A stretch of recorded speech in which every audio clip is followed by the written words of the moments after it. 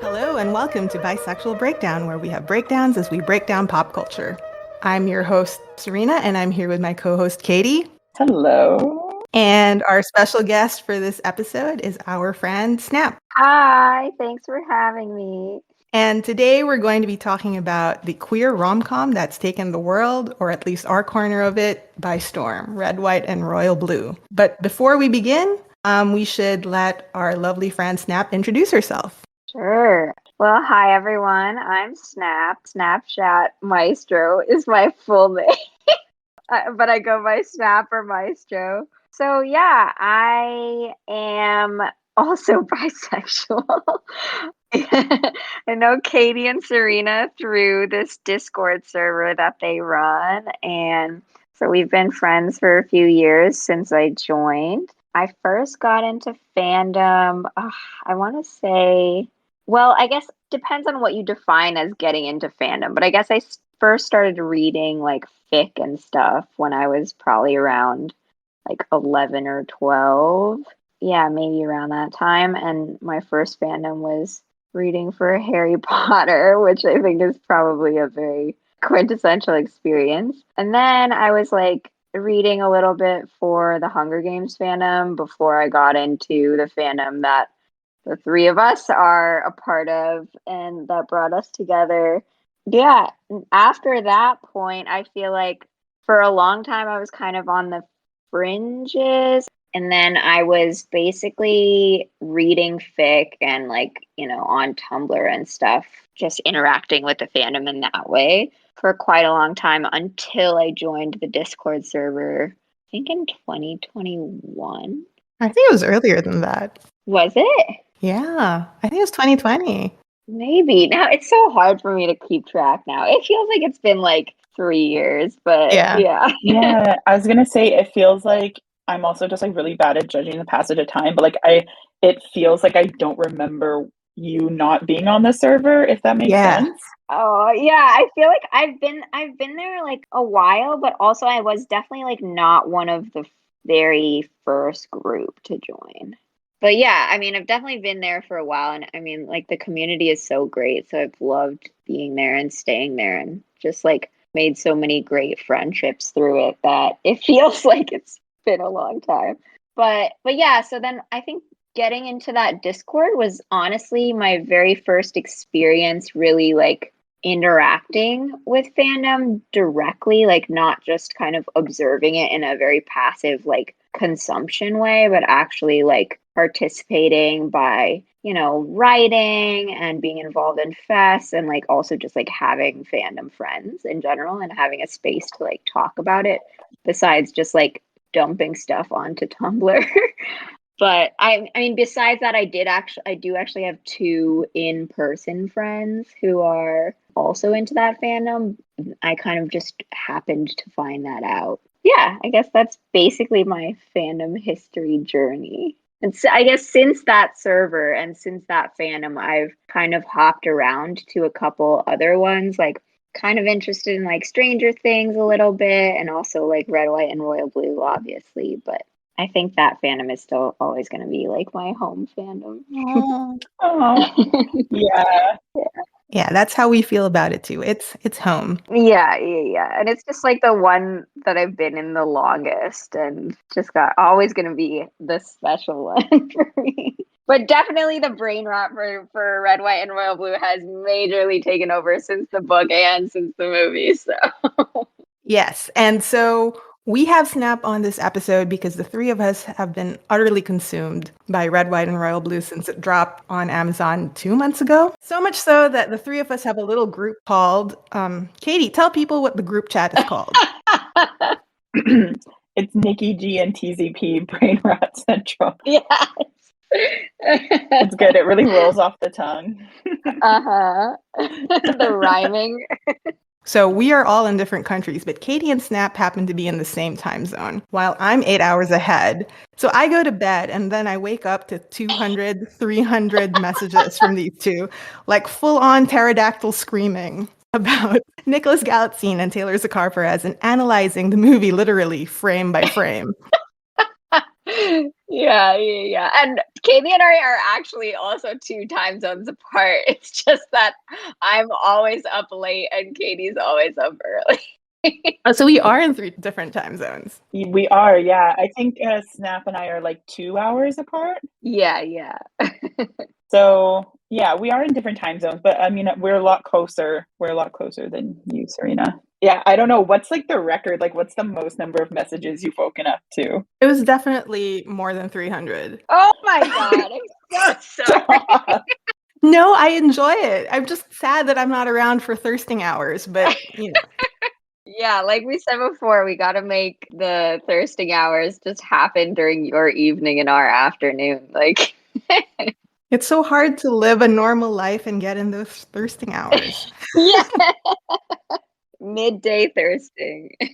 Very briefly, let's talk about what is Red, White, and Royal Blue and why are we talking about it? We should mention that it's like the #1 streamed movie on Amazon for weeks and one of the top 3 streamed rom-coms of all time. Yeah, so Amazon put out a press release that Red, White, and Royal Blue was the most streamed movie for like weeks after it aired, and that they saw like huge numbers of signups for new accounts on Amazon, specifically because people wanted to watch this movie. And they also said that it's the top 3 streamed rom-com of all time, although they didn't mention what the 2 others are, and I'm curious to know what they are, but it's irrelevant because we're only here for Red, White, and Royal Blue. That's crazy. I think that maybe a third of those streams are because of me. Yeah, probably. Just this group chat. Like even just the trailer, when the trailer first dropped, like within like a day, there were like 5 million views or something like that, and only half of those were me. Yeah, only. Only half. I feel like I've been the same way watching the blooper reel, like just over and over. I know, and the problem with the blooper reel is that it's so short. So you finish it and you're just immediately like, okay, so Back to the beginning. it's like 2 minutes long. We got to keep this wave going.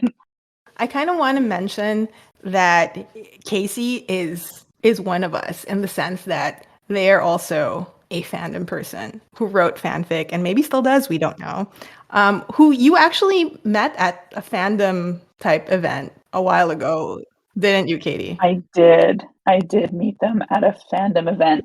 I honestly, I don't even remember what year it was. It might have been 2014.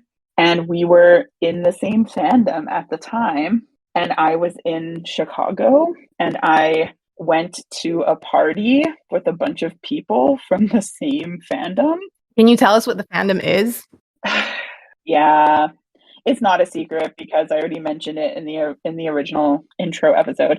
It was One Direction. I was in Chicago for a One Direction concert. It always comes back to One Direction. Yeah, like I said, that should be my life motto. It always comes back to One Direction. It's so true. How is that so true? Anyways, I saw them in Chicago. I think it was 2014, and then my friend's friend was like throwing a big party after, and it was just like full of like fandom people, lots of them that I didn't even really know. And I guess Casey was there, and I don't remember them. I feel really bad about that, but they were there. And my friend, who I was visiting and went to the show with in Chicago, who I'm still really close with to this day, brought it up to me recently. We were talking about the movie, and she was like, "Yeah, remember we met Casey?" And I was like, "No, what are you talking about? Like, when? What are you talking about?" And yeah, and I guess they were at that party. So Casey, if you're listening, I know you're not, but if you are, so sorry, I don't remember you. I feel really bad about it. So today we learned that Casey is a One Directioner, or was, or maybe still is. Who knows? So we'd like to start off this discussion by contextualizing the film and the history of modern queer narrative. So let's talk about how important it is that this film comes out at this moment in time, and how much does it rely on queer stories that came before it? And what would it have meant to people like us, queer folks, but also to the general public more broadly to have seen this film maybe 10 or 20 years ago? So I don't know. So I mean, definitely, I feel like even coming out now, it seems like a film that is pretty, if not revolutionary, at least like a pretty big step in terms of showing a pretty, like a basically a queer relationship in the spotlight. The main characters, it's like what the whole story revolves around. And the movie, especially like because it's more focused on the romance than maybe some of the other things that the book talks about, like, and the way it just like explicitly kind of shows like two men, falling in love and like all of what that means, like having sex and everything. Like, I think that is, even at this point in time, still like a pretty big step. And I think a lot of people were maybe shocked in a good way, like surprised of how much they showed and were willing to show. But yeah, I mean, I think for me, like if this kind of movie had come out, 10 years ago, 20 years ago when we were young, like I don't know. I don't even know where I would be. Yeah, it would have blown my mind It would have completely. definitely completely blown my mind. I think it would have also made me probably realize some things earlier. Hmm. To be fair, it also blew our minds now. Oh, So that's true. Yeah. Yeah, exactly. That's kind of what I mean. Like it's already like a step.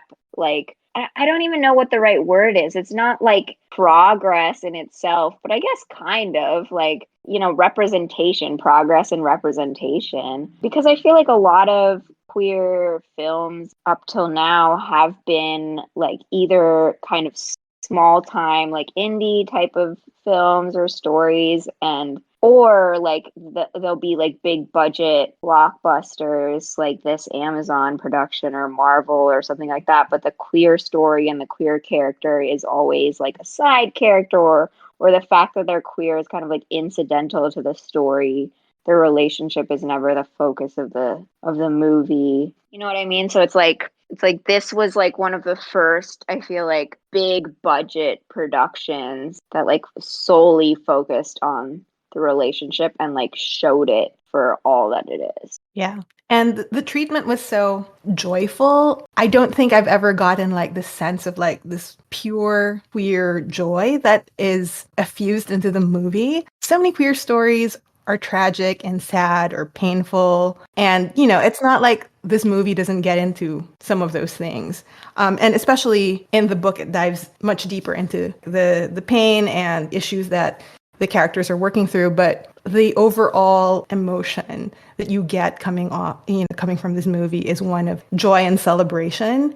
And I find that that's so rare in queer stories, at least like mainstream ones, or, ones that have, like that we have grown up with. Like, I don't recall ever feeling this way about something that was in the mainstream media about like queer representation. Yeah, and I mean, I think it's definitely happening more now. Like, I would say a very similar type of feeling that you get coming out of like Heartstopper, for example. Yeah, which is also very new. Yeah, it like also just came out, or like this, which I'm sure you guys will talk about in another episode. This movie we just watched together, Bottoms, that Nicholas was also in, was also just like queer revenge fantasy, but like that also came out this year. And I mean, before this point, I mean, obviously there have been like you have to acknowledge that this film is like standing on the shoulders of like those that came before it. But like you said, Serena, like a lot of queer stories, I feel like focus on, the tragedy and the like pain of coming out, of not being accepted, of, having a love story or a one-sided unrequited kind of relationship, and not really on like the pure joy and happiness and positive things that can come out of being queer. kind of going off of what Snap said a little bit, like, I mean, obviously every new like queer content thing that comes out, whatever it is, like book, movie, TV show, whatever, they're all kind of like standing on the shoulders of what came before it, because every little bit counts, if that makes sense. It almost feels like every little bit of like representation we get in media is kind of something that's had to have been fought for and had to have like happened slowly over the years. I don't know. I feel like Red, White, and Royal Blue is a little bit singular also in a way. There's really nothing like it. You could compare it to Heartstopper in the like joyfulness, but it's not even really similar to Heartstopper. And people have like issues with Heartstopper and how like pure it's like portrayed. Mm-hmm. I don't have those issues with it. It's kind of like a thing where queer people are expected to be kind of like everything at the same time. Queer people have to be like pure and perfect, and they can't be like talk about sex, but then also sometimes it's like, oh well, sometimes queer people are portrayed as like only caring about sex. Right. You can't really like win in that situation. And so I feel like Red, White, and Royal Blue is kind of like almost the perfect middle ground in that situation, because it is sexy and they have sex with each other, but it's like a very unpromiscuous, and it's very like loving and like monogamous kind of like sexuality that they portray, which I do think is kind of unique and singular, like I said. So yeah, like it is definitely all like queer narratives are standing on the shoulders of like what has come before. And like we already mentioned, like I think that if I had seen this like 10 or 20 years ago, it would have exploded my brain. Like really and truly, I don't know, like I mean I'm old enough that I remember I mean I saw Brokeback Mountain in theaters, which is like one of the earliest kind of like queer pieces of media that I remember consuming. When I heard that it was being made into a movie, I found the short story that it was based on online, and I read the short story. It was horrifying and tragic. Yeah. Mm-hmm. And then the movie came out and it was horrifying and tragic and sad. It's still like one of the only movies that's like guaranteed to make me sob and weep every single time I watch it. I'm not hating on Brokeback Mountain. It's like one of my favorite movies ever. I definitely feel like there's value and worth in showing that this is still an issue. Like homophobia is still an issue that happens in many people's lives, but the like queer joy is just like, I don't know. I feel like it's so new and I feel so protective over it. It feels so like personal and something that I feel like I need to keep so close to my chest. Yeah, it feels necessary, right? Like it feels like it's needed, like it's something that we're missing. And I kind of like think about it in a similar way to like how stories about, especially like this is going to be a very US centric comment, but I think it kind of applies to other countries as well. But in the US, like a lot of films and stuff about the like racism and the suffering of Black people in the country and slavery and stuff are like the stories that are portrayed about African Americans in the country are always these very tragic, sad stories. And I think like a lot of people of color in the country are just, kind of aching and yearning for these like joyful stories about them where you can see yourself represented on screen and it doesn't have to be this tragedy. It doesn't have to be awful all the time. Yeah. Yeah, I think that's kind of similar to how like queer people feel about like obviously the stories about coming out and the stories about, being bullied and being, in environments where your parents like don't accept you, your family doesn't accept you, your community throws you out, the violence surrounding all of that, like all of those need to be told because people need to be aware that those things happen, but it's also really like refreshing to see something that's, just joyful for once. Yeah. And it doesn't even necessarily have to be realistic because, I mean, there's so many like heterosexual romances that are wildly unrealistic, but like they get to have the fairy tale. Why can't queer people have the fairy tale? Right, right. And it's interesting too what Katie was saying earlier about like showing sex on screen and like how when queer relationships are portrayed on screen, a lot of times they're this like kind of deviant thing. Like they're always like people who are, you know, super promiscuous or something, which obviously like that in itself isn't a deviant behavior, but like it's always portrayed that way. And like, you know, gay sex on in like any TV show where I've seen it before, which is like firstly very few, but also like usually a side character. It's always this like really rushed, hot, sexy like thing, and it's like, you know, over and done, and the like one of the characters is always like, you know, trying to get something out of the other character. It's not usually this like loving relationship. And I don't know, it's really interesting to me too, like the fact that this movie was rated R, and like based on the scenes that they showed, like did it warrant that rating? I mean, I have definitely seen racier het scenes on TV and in movies that didn't get the R rating. So, like, what is it about this? Right. Yeah, and it kind of speaks to that same like perception of like queer people and queer sex and queer love as Like, somehow it's more taboo. It's yeah. more risque. Yeah, and I think that like the portrayal of sex in this movie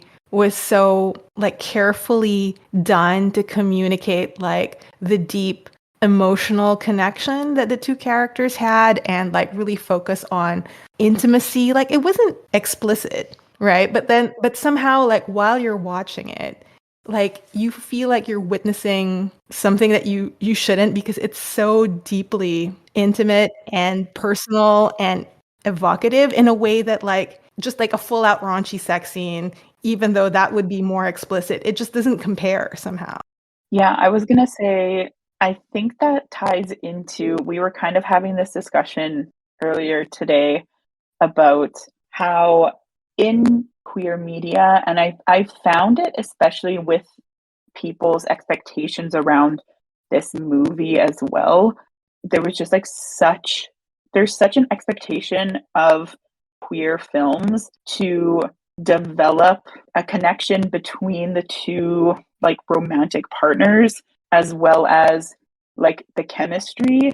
Everyone who was like anticipating this movie will remember when the casting was released and those first few like clips of Nick and Taylor interacting were like posted, and everyone was freaking out because they thought they didn't have any chemistry. And I just like cannot think of a single heterosexual romantic movie that has ever come out where that has been a topic of conversation. Or at least have been under that much scrutiny.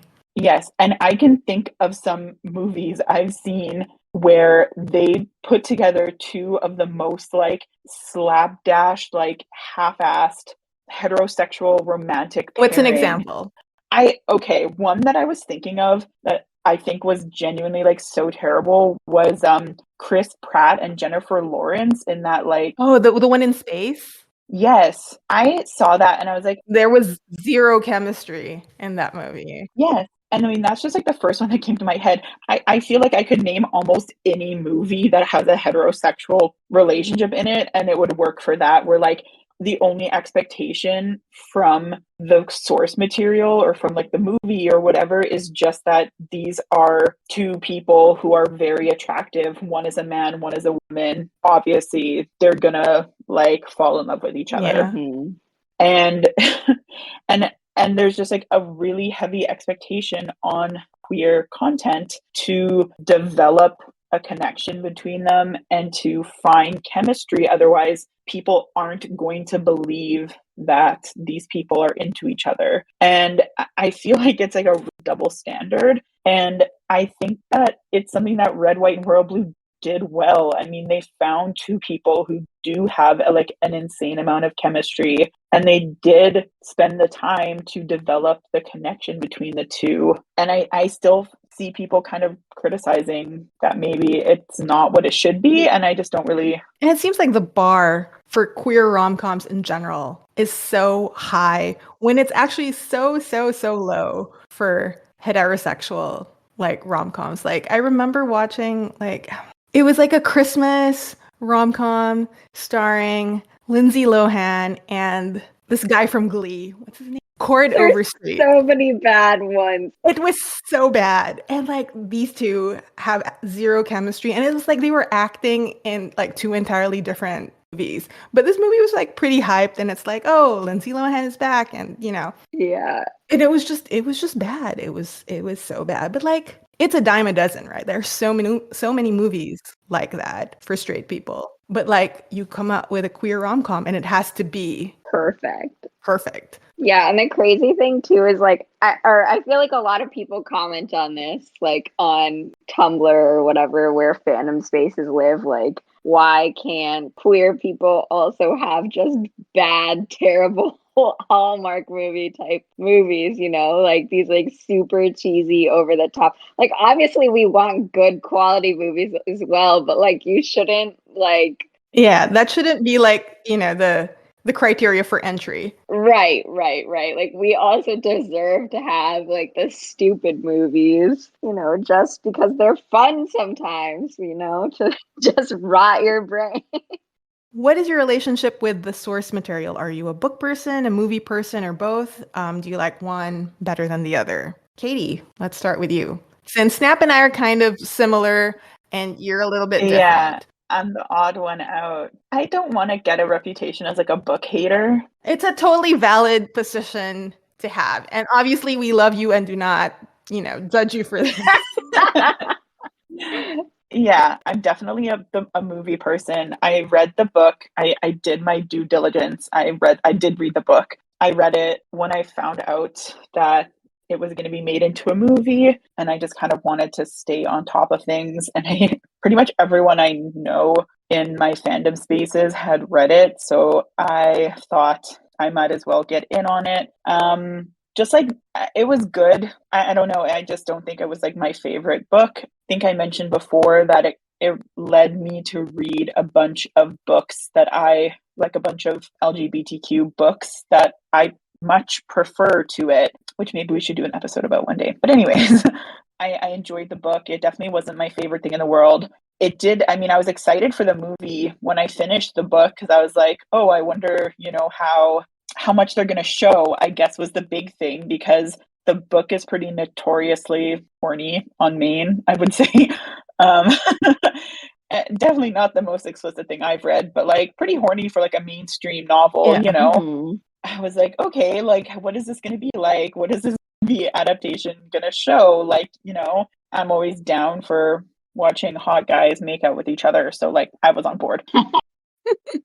So, yeah, and then I don't know, I got so on board with the hype for this movie. I have to give credit where credit is due. The marketing team for the movie, Oh my God. they were amazing. They totally know who their target audience is and they were pushing all our buttons. I want to like give them all a kiss on the cheek. Like they did such a good job. I was so reeled in by just like the slow release of content. Mhm. And I was so hyped. I was so excited. They really got me good. Give them their bonuses, like pay them twice whatever they got paid. They're amazing.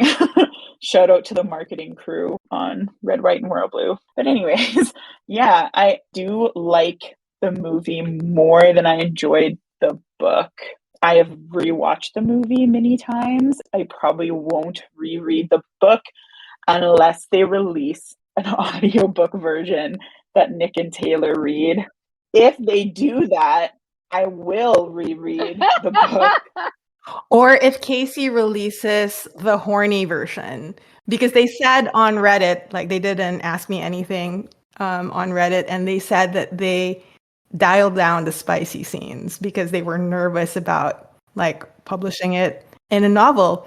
And I think they posted some lines that they cut from the book and alluded to like a lot more spicy content. And so if Casey ever releases the horny edition of this book, yeah, I would probably reread it. I would at least reread the sex scenes. I mean, Casey, like we mentioned, Casey is one of us. obviously, I could kind of guess that like at one point the horny scenes were probably hornier and like had to be dialed back. That like makes a lot of sense to me. Again, as they are like a fandom writer, They know their shit. They know their shit. So yeah, that's kind of my relationship with the source material. I'm a movie person and I won't apologize for it. That's okay. And you should not feel like you have to. All right, Snap, maybe you should take this because you and I are on the same page about this. And we have had many, many conversations about how much we love the book. Yes. Even though we do love the movie, Yes. but I think that we're coming from a place where we love both the book and the movie, but we love them in separate ways. Right. And, you know, we kind of treat them as two separate things. So I love the movie as the movie as an adaptation of a book I love. I don't think it quite captured all the things that I love about the book, but that's fine. I enjoyed it as it is for what it is. What about you, Snap? Yeah, I think, like you said, we've had a lot of discussions about this, so I feel pretty similar. Like, I guess I would probably, if I had to choose, say that I'm a book person, just because, you know, I kind of similar to Katie, I read this. I actually thought I read it closer to when it first came out, but I guess I only read it last year. Like, I thought I was looking at my Really? yeah, I was looking at my reading journal and I was like, wait, this doesn't make sense. I thought I read this at least in 2020 or 2021. Unless I maybe logged it wrong or something. That's also entirely possible. Anyway, it was one of the first queer books that I read. Like, I read The Song of Achilles before it, and I think maybe also Circe, although maybe I read that one after. But yeah, it was up there as like one of the first ones that I read, besides like obviously fanfic. But it was just, I think maybe because it was first, I have like a special place in my heart for it, and it was just I don't know, I feel like Casey's writing is just incredible. It made me laugh. It made me cry. Like, it's just every one of their turns of phrases is just so incredible. I don't know. I routinely go back and just like find passages from the book and like read them, and I'm like, oh, I wish these could have made it into the movie. At the same time, like, I want to definitely say that I really do enjoy the movie for what it is. Like, we've talked about how like revolutionary it is as a story and as a film. And I think that, you know, Taylor and Nick had such amazing chemistry. I don't really understand people who say that they don't. And I think that chemistry was like the most, like the thing about the movie that I love the most. It totally drove the story forward for me, and it was definitely, you can just see how much love and work they put into making the film based on their chemistry. I do like despair of certain things that were left out, kind of similar to Serena. I do really enjoy them both as separate things, but I think probably the book will always just be like that special story for me. I also did actually listen to the audiobook. I think one of the really cool things, the first time that I experienced the book, I read it as an audiobook, and I reread it as an audiobook recently. And I think the only part that I've actually just physically read has been like the bonus chapter from the collector's edition. That one, there's no audiobook for, so Yeah, the reader of the audiobook is really good, and I think that like he really nails the character. So like it's a different way of experiencing book, and it's really great. absolutely. And like there's like certain parts, like maybe just a few parts, but one of my very favorite parts of all time, it's in Spanish, and the audiobook narrator clearly like is fluent in Spanish. And so I don't know, it just comes across really well. I think they did a really phenomenal job. And I think that that discussion kind of flows into like the next point that I wanted to discuss, which is what are your favorite things about the movie? This could be like an hour-long podcast by itself. My favorite things about the movie, there's so much that I really appreciate about it. I don't even know where to start. Like, genuinely, I'm like a little at loss. I was like, I could talk about this all day, and then I try to talk about it, and I'm like, I just really love it.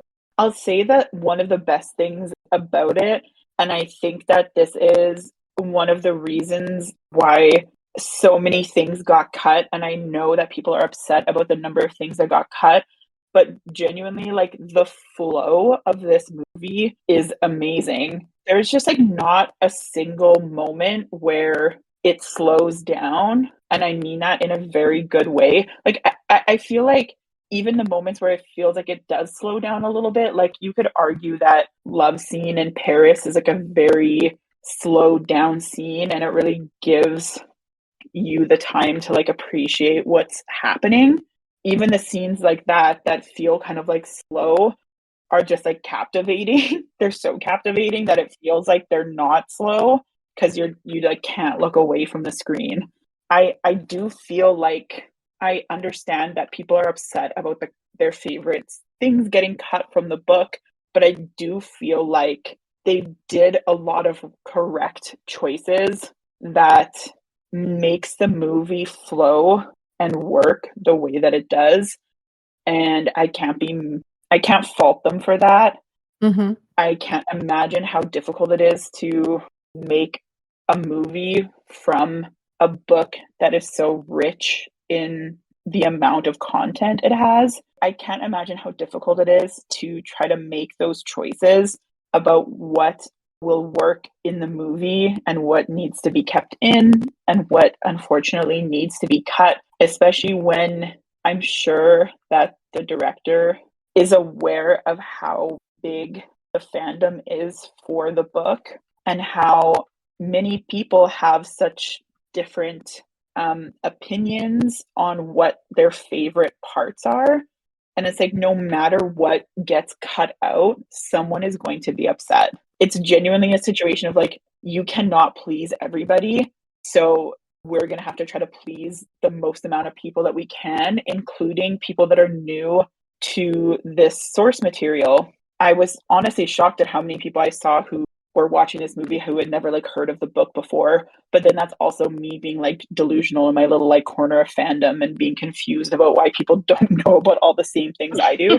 But you Yeah. know, like so many people had never like heard of this book before and were going into the movie for the first time without having read the book or even heard of the book. Yeah. And you're trying to please all of those different points of view coming in to this movie. And that's why I think that genuinely, I think that this was the best of what we could have hoped for in this medium. Like I won't even like consider what things would have been like if it had been given like a mini series, because I know that this is kind of an unpopular opinion. I don't think a mini series would have worked.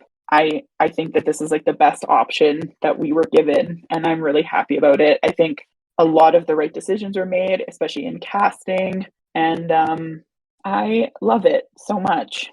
Matthew Michael Lopez, I think, said in one of the early interviews that they made, very deliberate choices about what to include, and I'm sure that those were very difficult decisions. But he said something like anything that wasn't Alex and Henry had to go. Like they really specifically focused on the romance and developing those characters and their connection and showing how that romance blossomed.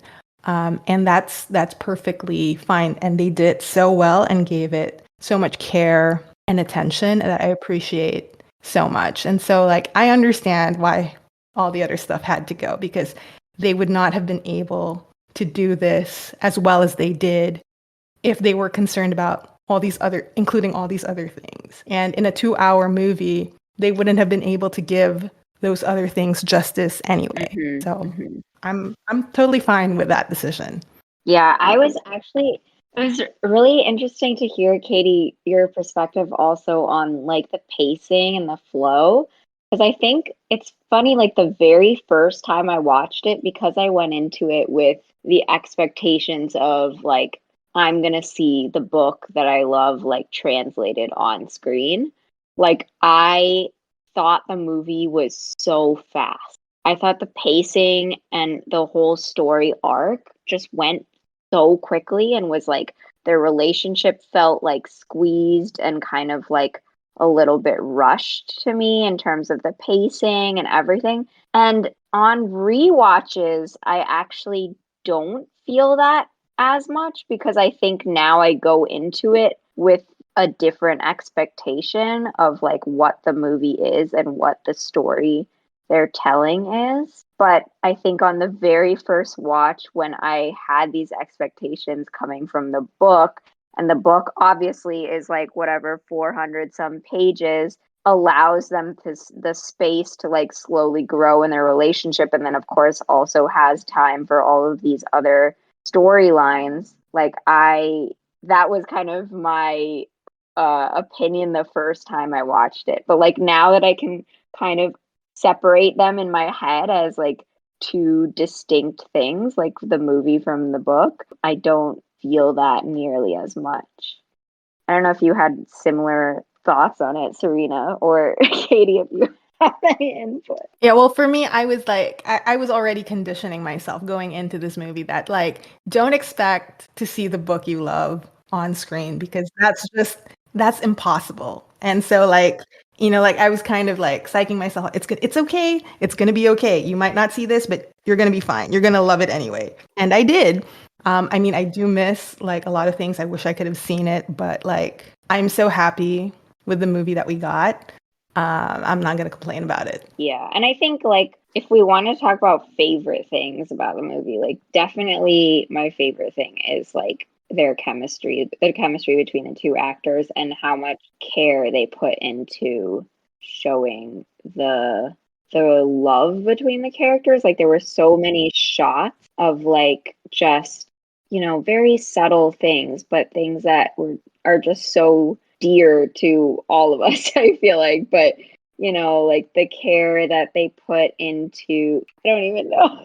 There's like so many little things, like their hands, the way that they look at each other, just like choreographing of a lot of the scenes. Yeah, and like micro expressions, like just like subtle shifts in their facial expressions when something happens or when they look at each other. Absolutely. Yeah, I think that was what kind of knocked the movie out of the park for me. And I can't imagine anyone else in those roles now. Like that was just like the most perfect casting that they could have possibly done. Like maybe I have a different like opinion than Katie, that like I would love for this to be a series if they could expand this, like all the other arcs, just because those are the things I would love to see translated to screen.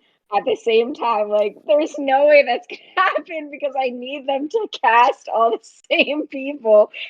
Yes, it has to be, and even the supporting characters, right? Like, I need everybody exactly the same. Yeah, at least I need like the like Alex's parents to be the same. Nora, like Rachel Hilson, Zara, yeah, Sean, Amy. Some of the like, if they really want to put like the Queen back instead of Stephen Fry, like I'm not gonna be mad about it. But anyway, it's like a moot point because they're never gonna make like with the same people. Like they could make a TV series, I don't know, in 10, 15 years if they want to reboot it, because there's constantly reboots happening all the time, but it's never going to be this cast again, which is disappointing. I don't think I'll be over it in 10 to 15 years time. So if like they rebooted it, I feel like, no, don't ruin this for me. Like, Taylor is my Alex and Nick is my Henry. We'll just still be on this podcast trying to talk about Red, White, and Royal Blood. We'll be on this podcast in 10 years of now shit talking the new yeah. We'll be like, how dare they? Yeah, who the fuck is this like Gen Alpha character they cast for Alex and Henry? I just don't like the kind of like fun thing about this, I will say, is that I feel like I don't know if it would work in 10 years. It had to be this moment in time. It doesn't really feel like, I don't know, it's even hard to say what it'll be like in 10 years. Like in 10 years, it could feel so dated. We just don't know. And I want to relate that to like historical context, because this is something that like I think is important to me in Snap, less so for maybe other people, but like something that we care about. Is that this movie is very clearly based on like a particular moment in history and social movements, particularly in the United States. And in the book, very explicitly kind of references things that happened in 2016 in U.S. politics, and it's clear that it was a response to that. And for people who are, invested in U.S. politics and who care about, like the conversations that were happening around social movements and just, all the craziness surrounding that particular election, like it feels like this book was a response and kind of like a way of processing those emotions from that particular time in history.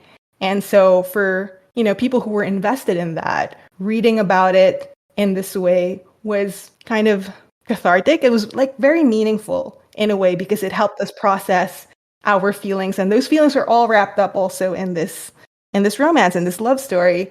And so it's difficult for some of us to separate, the story of Alex and Henry from this particular moment in time. And so, like in the movie, that's basically glossed over, and that's fine. But like, Snap and I and some other people feel like without that context, something is missing from that relationship because these two people are who they are because of like the context that they exist in. It's something that would date the story very much. Absolutely. And I don't know if there's enough interest around that really for it to capture like a large audience in the way that the movie did.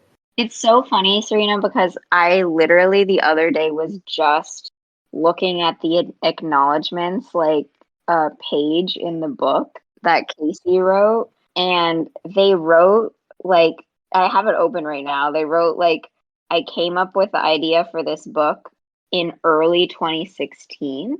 And then they say something about they never imagined what it would turn out to be, and what 2016 would be, and the fact that they like gave up on writing the book, and instead of it, like originally they were trying to write it as this tongue-in-cheek parallel universe, but instead now, because of what happened at that time, it had to be this escapist, like trauma-soothing alternate reality, and one that's, still has a lot of flaws, but in the end is like a little better and a little more optimistic than what actually happened. And I think you're like totally right that this is kind of why I have such a deep like love and special place in my heart for this story and for this book. It's because like those years were honestly like very traumatic for everyone who was going through it in real time. And, this story was such like a light that kind of was shining in that darkness. Not to be like dramatic, but like it really was like a commentary on that entire time and like how close we were to being the reality that's the book, like how close we could have been to having this much better world. And I don't know. And I think that, it was frustrating to me that those elements were cut from the movie, and mostly definitely I think they were choices, like you guys have both said, that had to be made because there's no way it would have gotten the space that it deserved in a 2-hour movie anyway. However, like I still definitely like mourn the loss of them, and I think like it is slightly disheartening to see like a story like this that you love like be picked up by, a big company like Amazon, which probably has, its own reasons for washing those kind of things out of the story. Mm-hmm. So that's kind of like a whole topic in itself, but that is like a little bit of a disappointing angle to think about it in. All that being said, like the movie that we got, like we're obviously still love it, and the fact that they could only really make it a 2-hour film, like maybe if they'd made it like a 2.5 hour film, we could have gotten like some elements. But yeah, it's still like there wouldn't have been the proper space for it. So maybe it's better that it's not there at all. And I think that like maybe not including stuff that are so like specific, like that have like clear parallels in the real world, make it a little bit more timeless. I mean, nothing is really timeless. It's going to age, right? People are going to look back at the movie and, but like without those specific references, I think it kind of extends the life, yeah. the longevity. Yeah.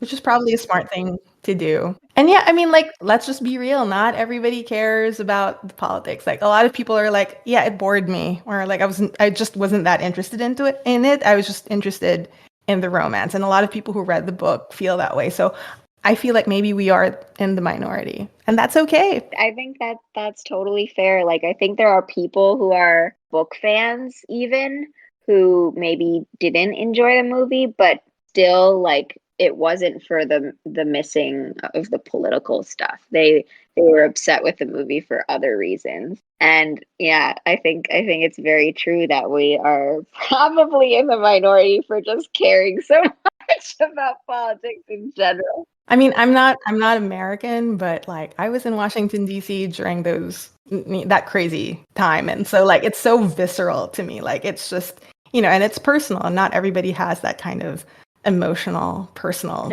connection. Yeah. And I think the end of the movie where they kind of try and build that suspense, like to talk about things that were, different between the two, like it didn't work for me so well because they didn't really have any setup for, what the political stakes were and like why it was so difficult to win Texas, for example. I mean, they did seed a little bit into it with like Alex going and doing his little tour of Texas and trying to get more votes and all of that.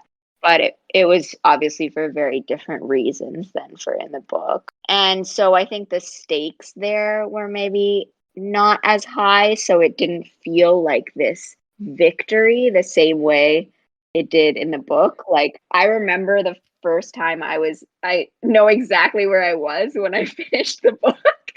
I was in the back of an Uber listening to the end of the book. And I remember like the specific part when they win Texas. And you kind of know that it's going to happen. You kind of like if you believe in happy endings, I still had a little bit of fear, to be honest, because like let's be honest, like Texas going blue in that time period was like just unrealistic. But anyway, I digress. But I remember getting to the end of the book and just sobbing silently in the back of this Uber.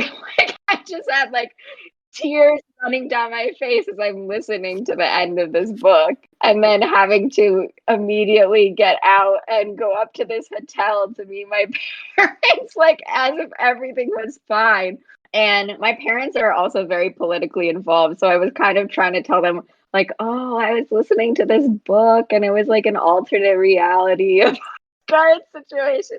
But anyway, so it was just like a very formative kind of experience for me to read that. And I guess formative is probably the wrong word, but it was like a very poignant experience. And in terms of incorporating like some of the political stuff, I feel like they did do that, when they develop like Alex's character and how passionate he is in the movie about, his Texas strategy and winning Texas for his mom, and like talking with Henry about his political aspirations and tying that back to his identity as a person of color and wanting to make a difference and wanting to be, a person in politics that his father didn't see growing up, like someone with his background. And I thought that was very well done. And that personally resonated with me as a person of color, who does care very much about politics and who has worked in politics. So I thought, like they weren't able to include everything, but like that's a very integral part of Alex's personality. And I think that, they brought that into the movie. I also was gonna say that, like, I guess as sort of like a counterpoint to your guys' like feelings on the political aspect, I mean, I'm not American, I'm Canadian, and our politics, you know, are deeply affected by the political climate of the US, very much so. And so I feel as someone who cares about politics and as someone who pays attention to it, that the book missed the mark a little bit on it for me, because I would say in general I am interested in political stories. I wasn't interested in the political aspect of the book at all. I didn't find it very, and this is kind of I feel the difficulty of it is that there's an attempt to straddle the line between reality and fantasy, and I don't know how well it goes, because there's a lot of like hard reality, like Henry isn't going to be accepted by the royals for coming out. That's like a very strong thread that goes through the book and the movie. But if we're talking specifically about the book here, then like that's like a very strong theme. Like the upper crust royals of England aren't going to accept him for coming out, and that's a hard reality, and it's very much a big part of the book. And to have that part to be so like set in reality, and then to have such an optimistic point of view for the US felt like just so absurd to me. And it felt so they're handing us two different stories, one set in like a hard reality of a gay prince of England who can't come out, and then to have this other side where, quite frankly, it's a fantasy of a reality that I couldn't see existing at that time when the book came out, or at this time. Like, I still feel likelihood of a divorced woman who has half Mexican children being elected president of the United States pretty much an impossibility. And if it was going to be a sort of fantasy reality, then I feel like it needed to be more of a fantasy reality across the board, but it's not. And so it ends up kind of coming across as like a half-hearted, like, oh, well, everything's going really well in the United States, but over in England, they're still stuck in the dark ages. Like, no, babes, we're in the dark ages too over here. Like, It's so, yeah, that's so interesting, Katie. Like, I really appreciate like hearing your perspective on that, because I think a lot of people feel that way. Like I have other friends who kind of didn't like the book for similar reasons, but I actually don't feel like that the contrast is as stark as you're saying, mostly because I think that, for one, like the situation in England where Henry, has to be closeted and everything, in the end also turns out to be, an optimistic scenario, right? He does end up getting support from at least his mom to come out, and then the country kind of does fall in behind him. And then on the other side of the pond, the US, like the way that it's portrayed in the book, like, although I completely agree with you that it's very unlikely that a divorced woman with biracial children could win the White House at this moment or in the previous moment, I do think that a woman president could have won. Like, I think that the situation that we found ourselves in a few years ago was very, very particular. But anyway, besides that, I think that Alex's story is actually more similar to Henry's story than is portrayed in the movie, for example. Like, I think in the movie, we do get this very stark contrast where the US, like, everything is fine, like Alex's family like accepts him right away, and like we don't really focus on the struggle that Alex goes through. But in the book, like, Alex is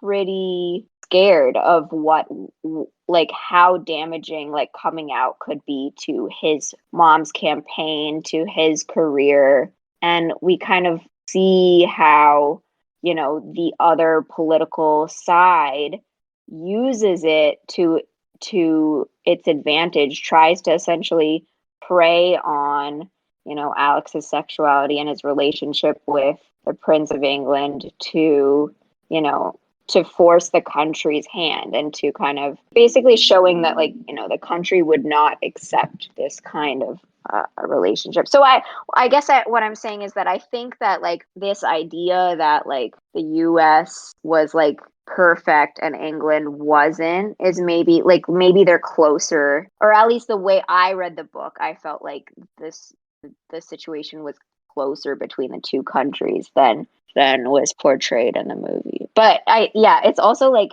totally dependent on, how individual people read the story, and also, like, how maybe close you are to the politics. Like you were saying, Katie, like, Canadian politics are very affected by US politics, and I don't know, the situation in the US is really weird and interesting right now, where, like, we're at the point where some states are so unimaginably red that were not before. And Texas is a weird case where it's actually going the other way a little bit. Like, anyway, we don't have to get into all of that, but I think, like, a big part could be that the book is from Alex's point of view. And so I think just in general, we get a bigger spectrum from him about, like, the good and bad of the US.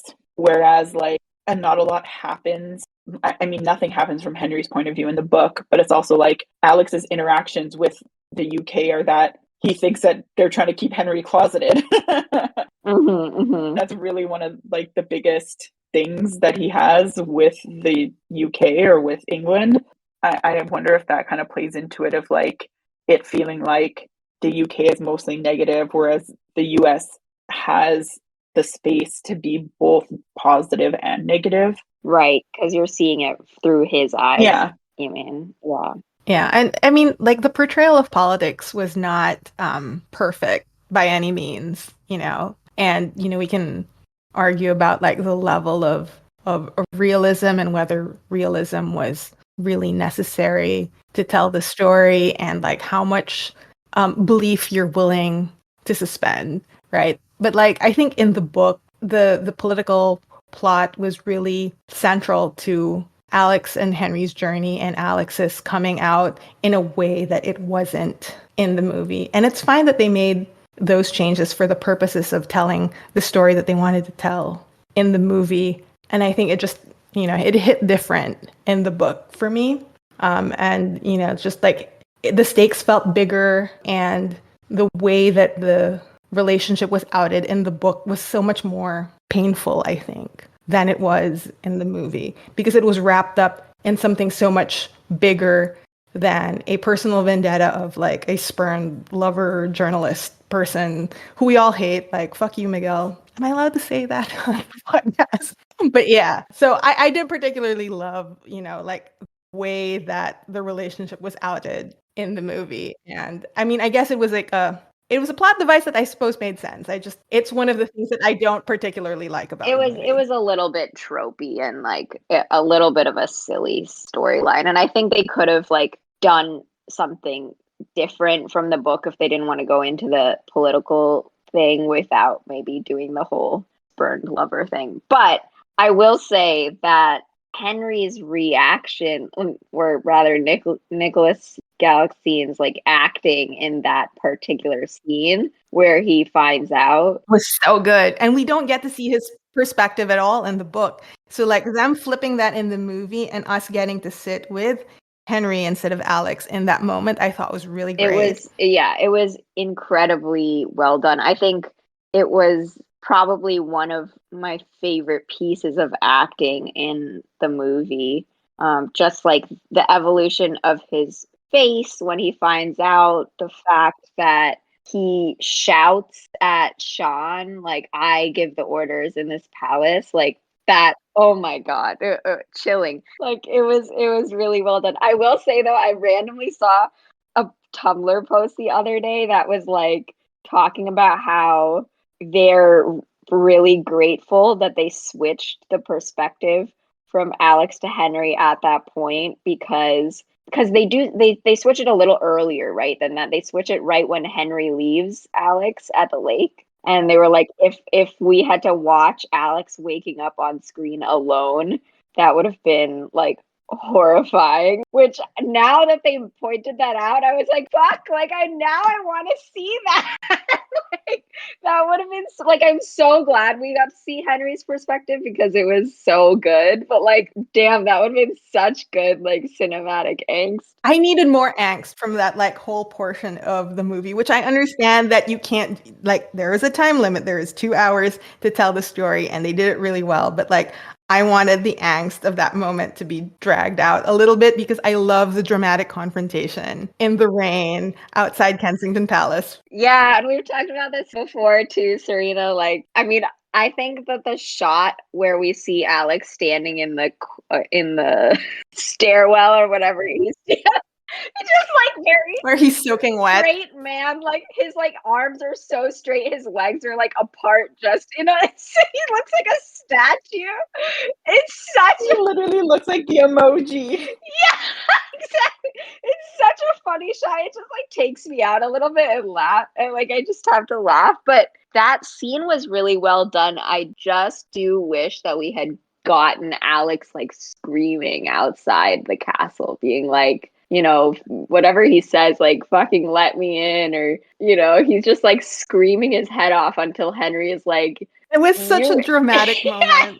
Yeah. It's like these two gays are like the drama queens, and I loved it. And especially Alex, and Henry's like, shut the fuck up, you're gonna wake up the whole castle. Like, please just come in. If you'll be quiet, I'm gonna let you say your piece and then you can leave. And it was such a rom-com moment too, right? I mean, because we see that in straight romantic movies, like the grand romantic gesture and like being like messy in public. Yeah. But like talking about again, like the difference between straight movies and queer ones is, okay, Matthew Michael Lopez made a comment on that scene saying that I don't remember which of the actors, if him and I think maybe him and Nick discussed it, that like Alex coming in with that level and height of energy would have put Henry off immediately. And I actually fully agree with that. I think that it works in straight movies because the straight movies don't care about the real emotions, especially because it's usually the man doing the grand gesture to the woman. Mm-hmm. They don't care about the emotions of the woman usually in these rom-coms. And no matter what the man does, the woman is going to take him back because that's how things go in rom-coms. And it doesn't really matter what the woman's emotional response to that would be. But like, I fully agree. I think that if I was being confronted like that, and if someone came at me with that really aggressive, loud, angry energy, I would not want to hear them out. I would be like, get out of my face. I don't want to talk to you if you're going to come in here. I and hear be what like you're that. saying, Katie, and I don't think it would have worked in the movie because that timeline was so compressed compared to the way that it plays out in the book. And so like if you come in with that energy, like you can't easily resolve it. I mean, in the way that it was in the movie, it was fairly a short sequence where, there is a reconciliation and they're back into like, like being on the same page. But like in the book, there was more time that passed in between those scenes. And so I feel like it might have worked if they'd had more time, because then you can process the emotions, right? Like they have time to work through it. Like they have a conversation and like,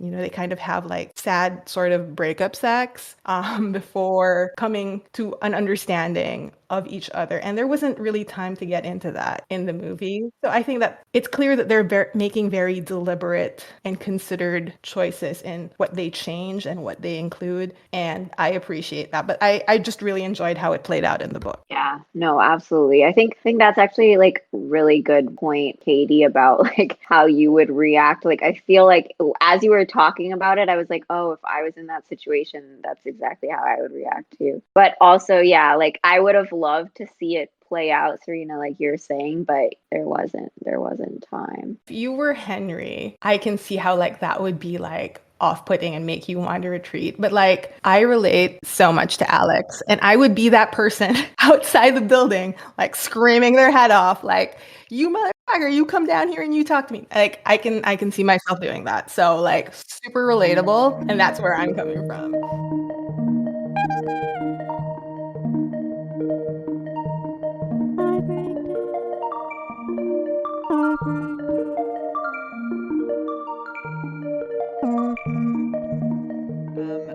We recorded too much content, I think, for one episode. If we were going to release it all at once, it was going to be like 2.5 hours, 3 hours long. And so we've decided to split the Red, White, and Royal Blue episode into 2 separate episodes. The second one will be coming out in a little while. I am still editing it. But yeah, we'll have that to look forward to in the upcoming few weeks. I mean, we could probably do 5 full episodes on Red, White, and Royal Blue, but we're not going to do that. I know. I was thinking about that. I was like, I feel like I could keep talking about it. I also thought that maybe, I don't know if we want to do this, but we could even like, we have that whole recording of us like live reacting to the movie. And maybe we can like eventually kind of edit that and release it as like a bonus episode. I don't know. I don't remember what we talked about while we were live watching. I feel like it was very incoherent. I don't know if that's releasable.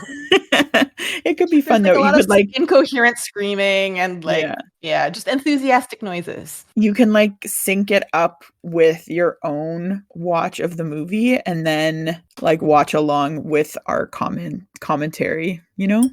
Let's talk about what we're hyperfixating on. You were just talking about Our Flag Means Death to me. Yes. So the second season of Our Flag Means Death was just released. You can watch it on HBO Max. And I have been a big fan since season 1, and I'm really enjoying season 2. And I don't want to give anything away, but it is like the gayest show on TV right now. And that's saying something because there's a lot of great queer content on TV right now. But this show, it just really leans into queer joy. And I don't know how to explain it, but as someone who's been in fandom for a long time, you're used to watching TV shows where, you know, you feel like it's not going to deliver on certain character arcs or relationships. But this show does not disappoint, and it goes over and beyond, and it's just delightful. So if you haven't seen it, go check it out. It's great. Yeah, I think that I watched the first season. I feel like maybe I need to rewatch it because I don't remember much about it. And also, I kind of I hate when I do this, but I did unfortunately do this when I was watching Our Flag Means Death, but I sort of had it running as I was doing other things, especially for like the last few episodes of the first season. And so I feel like I sort of missed a lot of stuff that happened in like the last couple episodes. Well, it deserves your full attention. Yeah, every time I see like a Tumblr post from like the first season and it's something that I don't remember at all, I'm like, oh, that's probably like from the first or from the last couple episodes where I was kind of like just had it on in the background while I was doing other stuff. But yeah, I feel like I need to rewatch the first season and then rejoin everybody for the second season because I would really like to be on board, pardon the pun, with this TV show. I think the relationship between the creators of the show and the actors and the fandom is really lovely in a way that feels fairly new. I mean, if you've been in fandom for a long time, you know that relationship can be kind of tense between the creators and the fans, and some of them don't respond very well to fan art and fanfic. And just from what I've seen of interactions between the fandom and the actors and the creators, it's all been so lovely, and so it's just wonderful vibes. And they know, like, the kind of they know their fans. They're leaning into like fandom culture. And I thought it was really cute that the tagline for season 2 was prepare for your ship to get wrecked. And in one of the episodes that have aired, there is a throwaway line about docking. And the way that I screeched, like laughing out loud at my TV. And my partner, who is male and straight, laughed too, but I don't think he understood the significance. You don't think he knows what docking is? I don't think he knows what it is. And I'm afraid, I'm kind of afraid to ask him because then I'll have to explain. But maybe we should have that conversation. But like, if you know, you know. And the way that I just screeched at that line, it was so Oh my funny. gosh. I mean, I just literally gasped hearing you say it. Anyway, amazing. Yeah. Oh man, now I really want to watch it. Okay. I'll get on it. But for myself, this isn't, I mean, okay. It's not inherently queer, I would say, but my sort of hyperfixation right now is Hosier. I just saw him live in concert. I had to go travel to see him because he wasn't coming to my city. But yeah, I don't know. I've always been a really big fan, but getting to see him live has really sparked something in me that has made me like re-obsessed with him.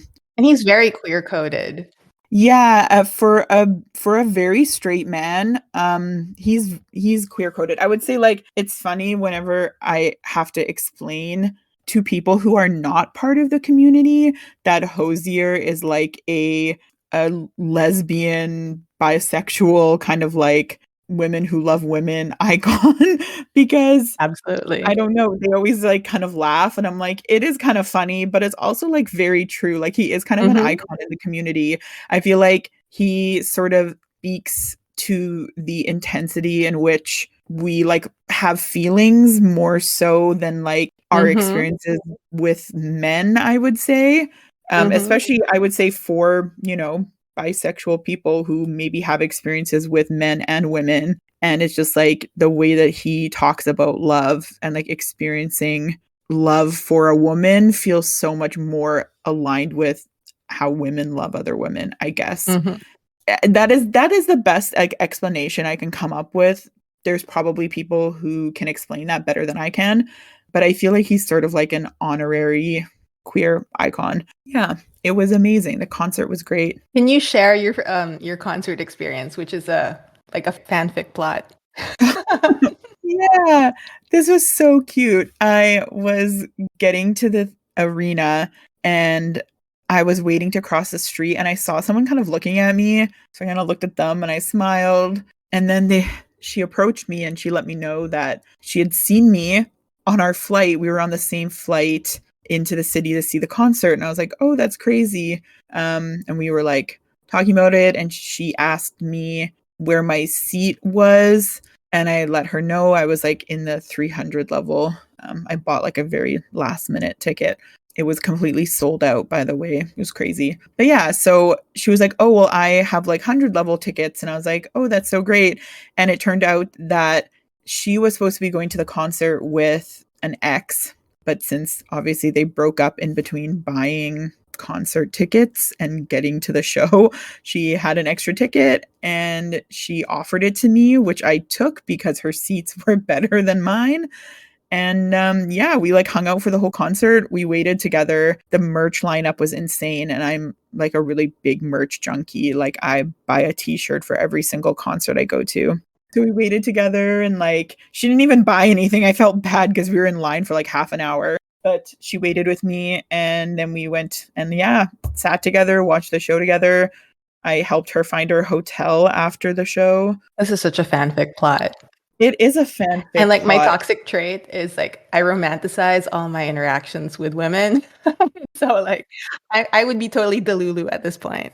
I was sort of because I was scared to ask because she didn't specify the pronouns of her ex at any And point. she's at a Hosier concert, so and we just talked about Exactly. how And I will say, like, the Hosier audience, that was like the queerest and like safest space I've like maybe ever experienced in my life. Everyone at that show was so nice and so queer.